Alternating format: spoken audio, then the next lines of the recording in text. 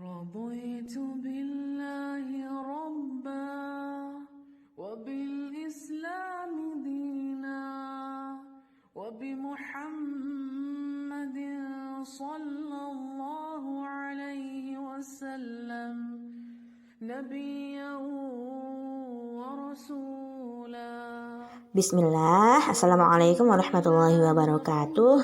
Baik Ananda, kita lanjutkan pelajaran kita. Pada jam pelajaran kedua ini kita membahas materi yang terdapat pada tema 2, subtema 4 yang bagian bahasa Indonesia. Ustazah harapkan Ananda dapat menyimak dan memperhatikan video berikut dengan baik. Jadi di dalam video ini kita belajar tentang gemar membaca, ya nak ya. Kita akan membahas tentang posisi duduk yang benar ketika membaca, jarak mata yang baik ketika membaca, kemudian cara memegang dan membalik buku, serta cahaya yang baik ketika kita membaca dan membaca beberapa suku kata. Oke, lanjut ke materinya. Yang pertama ada posisi duduk ketika membaca. Nah, untuk lebih jelasnya bagaimana posisi duduk yang baik ketika membaca, coba perhatikan gambar berikut, nak. Oke, sama bukan? Sama seperti yang kemarin. Cara duduk yang baik ketika menggambar. Badan kita tegak, posisi duduknya tegak, kemudian jarak mata dan buku tidak terlalu dekat. Diingat enak ya? Posisi duduk kita tegak, kemudian jarak mata dan buku tidak terlalu dekat. Yang kedua, jarak yang tepat saat membaca. Supaya lebih jelas bagaimana sih jarak mata yang tepat ke buku itu ketika membaca, coba perhatikan gambar yang pertama. Ini ada seorang anak yang sedang membaca tapi sambil tengkurap. Yuk, sambil tengkurap membaca buku. Di gambar yang kedua, ada seorang anak yang membaca buku dengan duduk tegak, memegang buku dengan baik, membalik buku dengan baik. Nah, jadi di gambar yang pertama itu merupakan cara membaca yang salah. Dan yang kedua, cara membacanya dengan benar. Nah, jarak mata ke bukunya benar. Oke, lanjut. Ketiga, cara memegang buku dan membalik halaman. Yuk, coba nih perhatikan gambarnya. Lihat anak tersebut duduknya bagaimana? Tegakkah dia? Bukunya kusut tidak? Terus kira-kira cara membalik bukunya baik-baik atau tidak? Oke, nah yang pertama ketika membalik buku itu kita membalik buku secara perlahan. Supaya apa nak? Supaya bukunya tidak sobek. Kalau kita membukanya cepat-cepat, ya nak ya, menyebabkan buku tersebut robek. Tetapi tidak juga terlalu lambat, perlahan saja. Yang kedua, tangan tidak boleh basah dan harus bersih. Kenapa coba nak? Kenapa tangan kita tidak boleh basah? Sama, nanti menyebabkan buku tersebut juga sobek, cepat rusak. Kemudian harus bersih tangan kita nak. Kalau tangan kita kotor maka merusak penampilan buku. Nah, yang ketiga, jarak mata dan buku tidak dekat. Nah, ini nak, kita harus melindungi kesehatan mata kita. Kita tidak boleh membaca terlalu dekat dengan buku. Coba Ananda baca buku tetapi mata kita terlalu dekat dengan buku. Bisa tidak membacanya? Yuk. Yang keempat, membaca di tempat yang terang. Oke, nak? Sama, melindungi mata kita, melindungi kesehatan mata kita. Kita membaca di tempat yang terang agar tulisannya terlihat dengan jelas.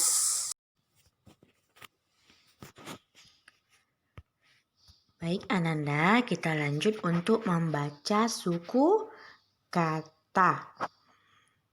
Baik, jadi suku kata itu maksudnya gabungan dari huruf konsonan dan huruf vokal. atau mungkin huruf vokal saja yang terdapat pada kata tersebut.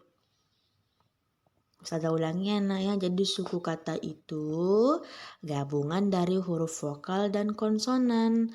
Ananda, kita kan kemarin sudah belajar kan, ada huruf vokal dan ada huruf konsonan. Jadi suku kata itu gabungan dari keduanya. Nah, jadi ada dua ya nak ya, ada kata yang pendek, ada kata yang panjang.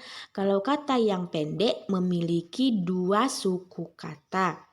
Kalau kata yang panjang memiliki 3 atau lebih suku kata. Yuk, untuk lebih jelasnya kita lihat contohnya. Pertama yang kata yang pendek terlebih dahulu.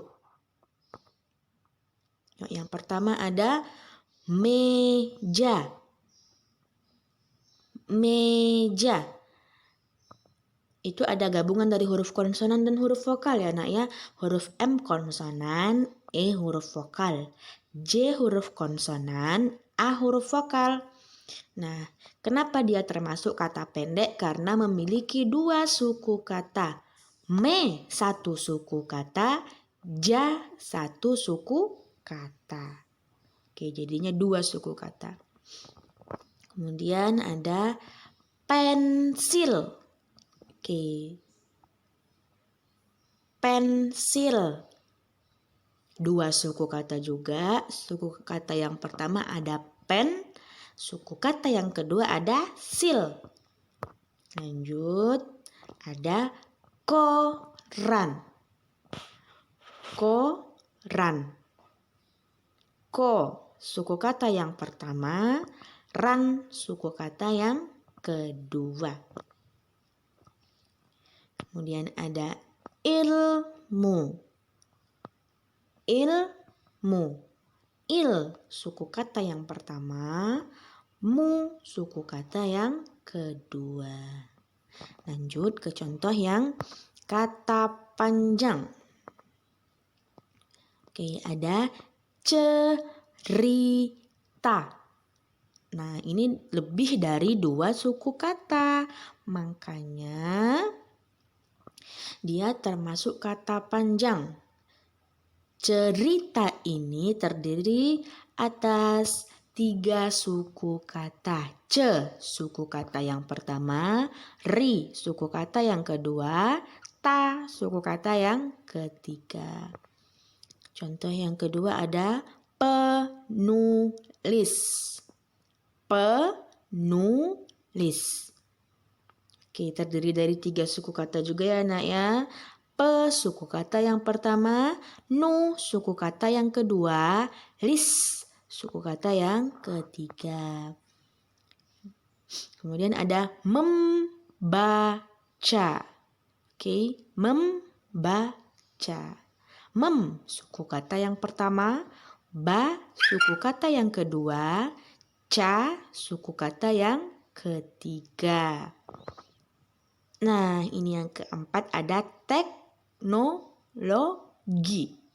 Teknologi. Nah, ini udah ada 4 suku katanya. Tek suku kata pertama, no suku kata yang kedua, lo suku kata yang ketiga, gi suku kata yang keempat. Masya Allah. Baik ya anak-anak ya. Bisa paham ya anak ya suku kata itu apa. Dan ada suku kata yang pendek. Ada suku kata yang panjang. Ustazah ulangi, suku kata itu gabungan dari huruf vokal dan huruf konsonan. Yang bisa kita baca dan memiliki arti. Oke, ini kan anak-anak tahu semua artinya nih. Meja apa, pensil apa, koran apa. Anak ya, ilmu itu apa.